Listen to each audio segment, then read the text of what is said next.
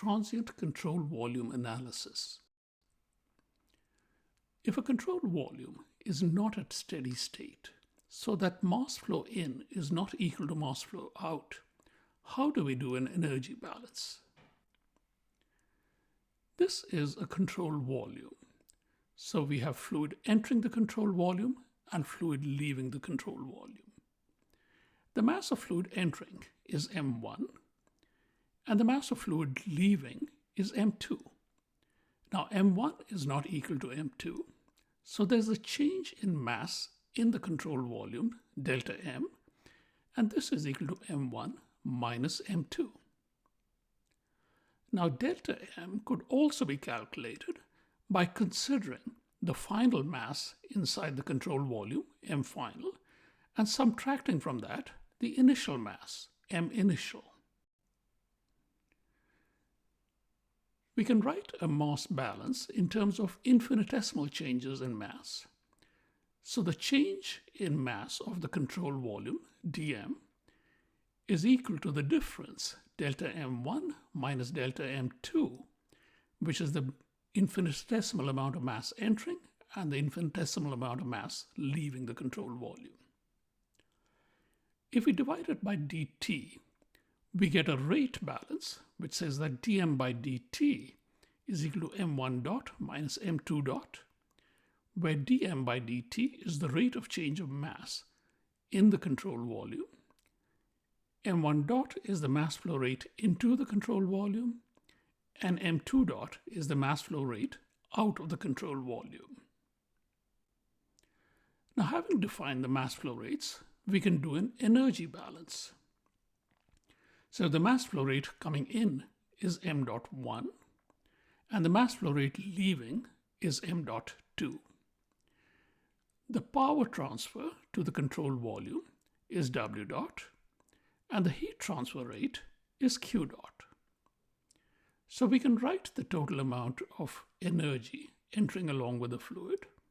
So this is m dot 1 times h1 plus half v1 square plus gz1, where the term in brackets is the energy transfer per unit mass of the fluid.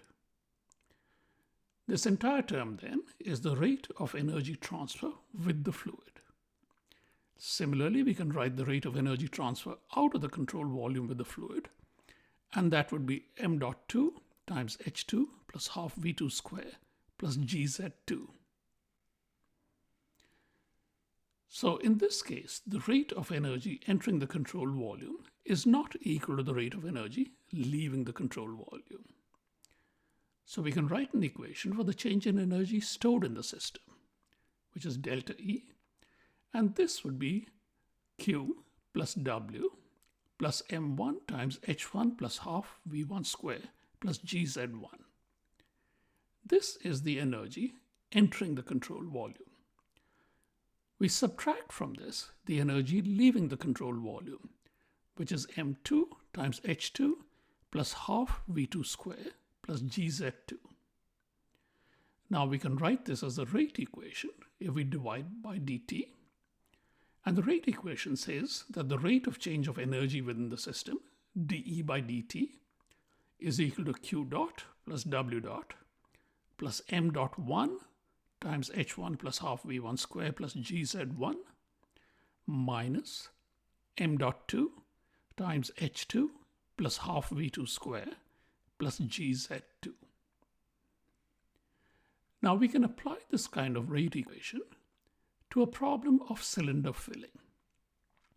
So over here we have a pipeline in which there is a gas flowing, which is at pressure P1 and temperature T1.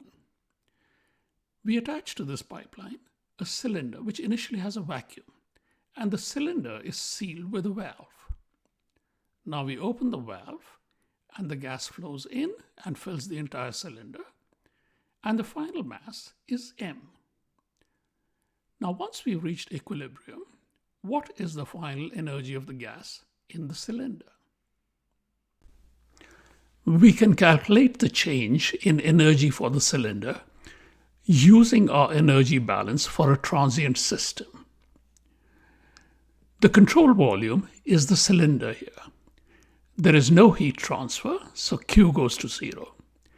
There's no work transfer. There is flow work done, but we have already accounted for that in the enthalpy. So W goes to 0. Changes in kinetic energy are negligible, and changes in potential energy are negligible. Delta E therefore becomes M1H1 minus M2H2. M1H1 is the energy entering the control volume. M2H2 is the energy leaving the control volume. But since there is no exit from the cylinder, M2 is equal to 0.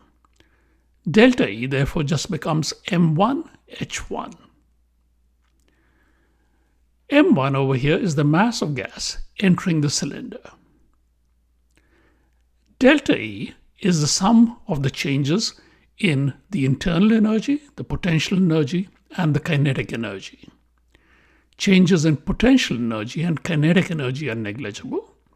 So delta E is simply mf UF, which is the final energy in the cylinder, minus mi UI, which is the initial energy of the cylinder.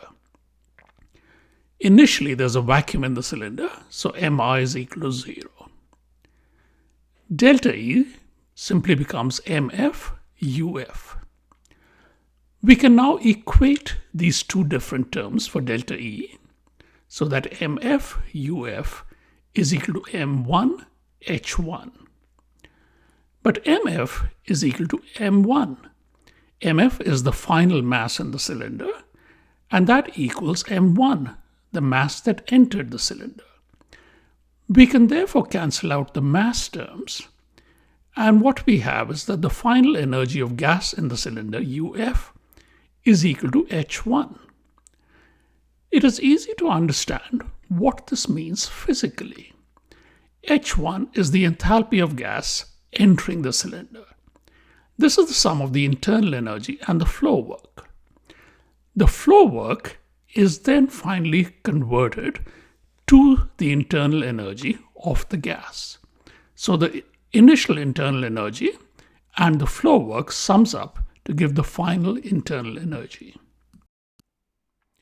To summarize, for unsteady flow, the change in energy stored in the system, delta E, is equal to the energy that enters, which is Q plus W plus M1 times H1 plus half V1 square plus GZ1. From this, we subtract the energy which has left with mass, which is M2 times H2 plus half V2 square plus GZ2. We can write this as a rate equation. So dE by dt is the rate of change of energy in the system. This is equal to Q dot plus W dot plus M1 dot times H1 plus half V1 square plus GZ1 minus M2 dot times H2 plus half V2 square plus GZ2.